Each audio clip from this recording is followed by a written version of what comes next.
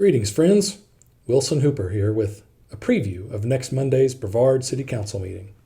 The meeting will begin, as always, with public comment, where members of the general public are given 3 minutes to address the council on a topic of their choosing. Next, Mayor Kopoloff will read 4 proclamations recognizing Historic Preservation Month, National Bike Month, National Police Week and Peace Officers Memorial Day, and Professional Municipal Clerks Week. Council will then hear 2 special presentations. The first will be from Transylvania County's reappraisal manager, Chris Owen, who will talk about the recent property appraisal in the area. He'll share a bit about the rules that govern reappraisals, the methods and practices his office uses to appraise properties, the process for appeals, and so on. City Council requested this presentation at their recent budget workshop, since the results of the reevaluation have factored so significantly into our budget conversations. The second presentation will be about the budget. It'll be me presenting my statutorily required recommended budget for the upcoming fiscal year, FY26.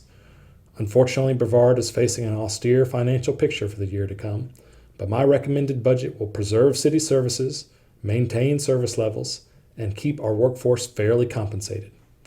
In my opinion, this last thing is the least thing we can do for our employees, whose sweat and toil keeps our city clean, safe, and functional throughout the year.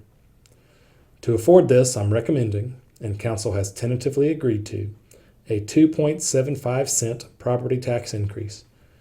After the revaluation, everyone's tax bill is going to change anyway, so this is actually a good opportunity to refine our tax rate.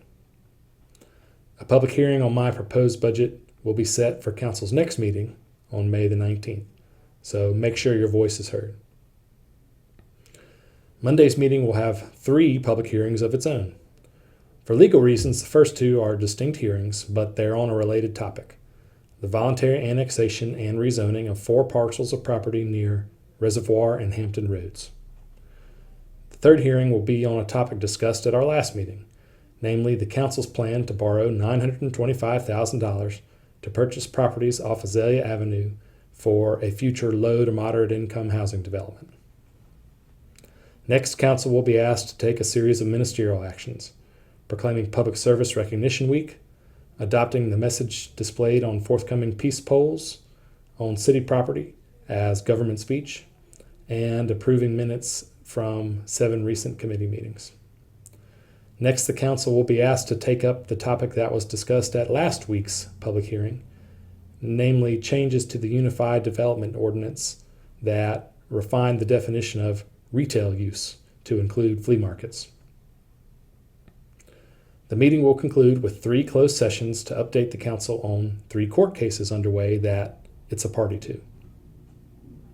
As always, all the same information we present to Council is available at the link below.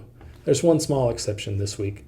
Usually we publish the complete package on Thursday afternoon. This time, the budget document won't be published until Friday, so that staff can have another little while to work on it. But perhaps by the time most of you view this video, that document will be available for viewing. I hope to see you Monday night.